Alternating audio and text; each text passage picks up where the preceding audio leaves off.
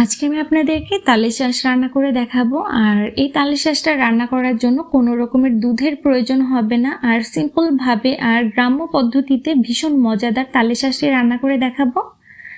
আশা করছি প্রতিবারের মতো আজকের ভিডিওটা আপনাদের কাছে ভালো লাগবে। তো এখানে আমি তালের শাঁস নিয়েছি প্রায় 250 গ্রামের মতো হবে। তো আমরা কিন্তু কম বেশি পাকা তাল খেলে বিচি সংরক্ষণ করে রেখে দেই, আর বিচিগুলো কেটে নিলে এরকম ভিতরে কিন্তু তালের শাঁসটা আমরা সংরক্ষণ করে রেখে দিতে পারি। আর এই তালের শাঁসটা কিন্তু শুধু খেতেও ভালো লাগে, আর এটা কিন্তু রান্না করে খাওয়া যায়, অনেক বেশি মজার হয়। তো এখানে তালের শাঁসটা রান্না করার জন্য একটা সসপ্যানের মধ্যে আমি 4 কাপ পরিমাণে পানি নিয়েছি। আর তালের শাঁসটা রান্না করার জন্য এখানে পানির পরিমাণটা একটু বেশি লাগবে। যতটুকু ঝোল রাখবেন আর সেদ্ধ হতে যতটুকু প্রয়োজন সেই অনুযায়ী করে এখানে কিন্তু আমি পানিটা দিয়েছি। আর তারপর এখানে 2টা তেজপাতা আর 1 টুকরো মিডিয়াম সাইজের দারচিনি, এটাকে আমি একটু ভেঙে তারপর দিয়ে দিলাম। আর দিয়েছি এখানে 2টা এলাচ। আর তারপর এখানে আমি 1 কাপ পরিমাণে দিয়ে দিচ্ছি চিনি। যেহেতু তালের শাঁসের মধ্যে অনেকটা মিষ্টি থাকে, এই জন্য আমি চিনির পরিমাণটা এরকমই দিয়েছি, আপনারা বাড়িয়ে কমিয়ে নিতে পারবেন। তো যে কোনো ন্যাচারাল জিনিস রান্না করলে কিন্তু খেতে অনেক বেশি ভালো লাগে। যেহেতু এখানে আমি ফলের শাঁস রান্না করব, তো এই জন্য এখানে আমি কিন্তু একদম নারকেলের দুধটাই ব্যবহার করব।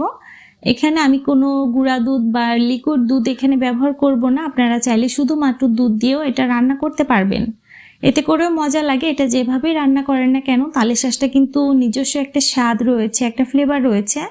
এটা যেভাবেই রান্না করেন না কেন এটা কিন্তু খেতে অসাধারণ লাগে। যারা খেয়েছেন তারা জানেন, আর যারা খাননি তারা অবশ্যই একবার হলেও ট্রাই করবেন। তো এখানে এই জন্য আমি এখানে একটা নারকেলের অর্ধেকটার থেকে একটু বেশি হবে, এখানে প্রায় 1.5 কাপের মতো নারকেল আমি একদম ব্লেন্ড করে নিয়েছি, যতটা মিহি করে নেওয়া যায়। তো নারকেলগুলোকে আমি সামান্য একটু পানি দিয়েছি, তো বেশি পানি দিইনি। নারকেলের যে দুধটা রয়েছে আপনারা কিন্তু চেকে নিতে পারেন, শুধুমাত্র দুধটা নিলেও চলবে। তো আমি এখানে নারকেলের পাল সহকারে সম্পূর্ণ নারকেলগুলোকে দিয়ে দিচ্ছি।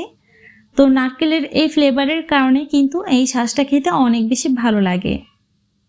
তো তারপর হচ্ছে একটু নাড়াচাড়া করে নিচ্ছি। আর এই পর্যায়ে কিন্তু খেয়াল রাখতে হবে, বলক উঠলে কিন্তু এটা উপচে পড়ে যাবে। তো এই জন্য মিডিয়াম আঁচে এটাকে আমি একটা বলক ওঠা পর্যন্ত ওয়েট করব। এরই ফাঁকে আমি সামান্য একটু লবণ দিয়ে দিয়েছি, যেহেতু একটু মিষ্টি খাবার একটু লবণ দিলে খেতে ভালো লাগবে। তো দেখতে পাচ্ছেন যখন এরকমটা বলক উঠে যাবে তখন হচ্ছে এখানে আমি 2 টেবিল চামচের মতো কিশমিশ দিয়ে দিচ্ছি। আর এই কিশমিশগুলোর মধ্যে কোনো রকমের বিচি নেই, এই জন্য কিন্তু খেতেও ভালো লাগবে। আর আমি হচ্ছে তালের শাঁসের সঙ্গে এগুলোকে দিয়ে দিচ্ছি যাতে করে এগুলো ফুলে ডাবল হতে পারে। আর তালের শাঁসগুলো আমি এর মধ্যে দিয়ে দিচ্ছি। আর তালের শাঁসগুলো আপনারা চাইলে কিন্তু ধুয়ে নিতে পারেন, তা আমি এখানে এগুলোকে ধুয়ে নিব না, এগুলোকে খুবই পরিষ্কার করে কেটে নেওয়া হয়েছে। আর দেখা যায় সামান্য একটু ময়লা লেগে যায় তালের শাঁসগুলো, যেহেতু নিচে মাটিতে রাখা হয় এই জন্য। তো দেখা যায় যদি আমরা একটা ফল খাই, ফলটা যদি আমরা পানির মধ্যে ধুয়ে তারপরে মানে কেটে নেওয়ার পরে আমরা যদি পানির মধ্যে ধুয়ে নিই, দেখা যায় এটার মিষ্টি ভাবটা একদমই চলে যায়। তো এই জন্য তালের শাঁসটা ধুয়ে নিলে দেখা যাবে এর মধ্যে যে স্বাদটা রয়েছে, এটার যে একটা ফ্লেভার বা একটা স্বাদ রয়েছে, মিষ্টিটা রয়েছে, এটা কিন্তু একদমই চলে যাবে। এই জন্য যতটা সম্ভব পরিষ্কারভাবে এটাকে কেটে নিতে হবে, কিন্তু এটাকে কাটার পরে ধোয়ার কোনো প্রয়োজন নেই। ধুয়ে নিলে দেখা যাবে এটা কিন্তু একদমই খেতে ভালো লাগবে না। তো আমি এটাকে হচ্ছে পরিষ্কার করে কেটে, আর যদি কোনো ময়লা থাকে সেটাকে একদমই পরিষ্কার করে নিয়েছি। আর তারপর তালের শাঁসগুলোকে এর মধ্যে দিয়ে এটাকে এখন ঢাকনা দিয়ে দিব। আর এটা রান্না হতে একটু সময় বেশি লাগে, এই জন্য মিডিয়াম আঁচে এটাকে প্রায় আমরা আধা ঘন্টার মতো রান্না করে নিব। তো এরই মাঝে এটা কিন্তু একদমই হয়ে যাবে। তো আমি ঢাকনা দিয়ে দিচ্ছি। আর গ্রামের দিকে এই তালের শাঁসটা কিন্তু আরও মজা করে রান্না করে, আর এটা কিন্তু খেতে অনেক বেশি মজা হয়।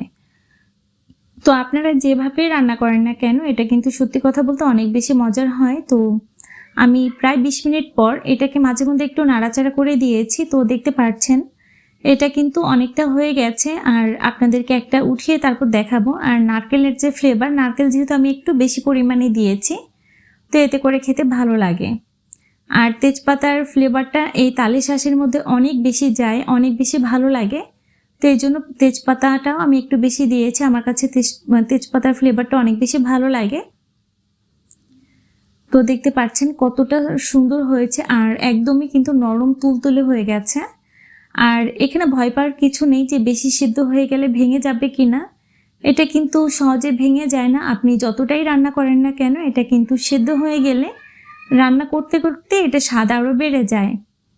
তো আমার এটা হয়ে গেছে। ঢাকনা দিয়ে আরও 10 মিনিটের মতো এটাকে রেখে দিব, তারপর এটাকে আমি নামিয়ে নিব।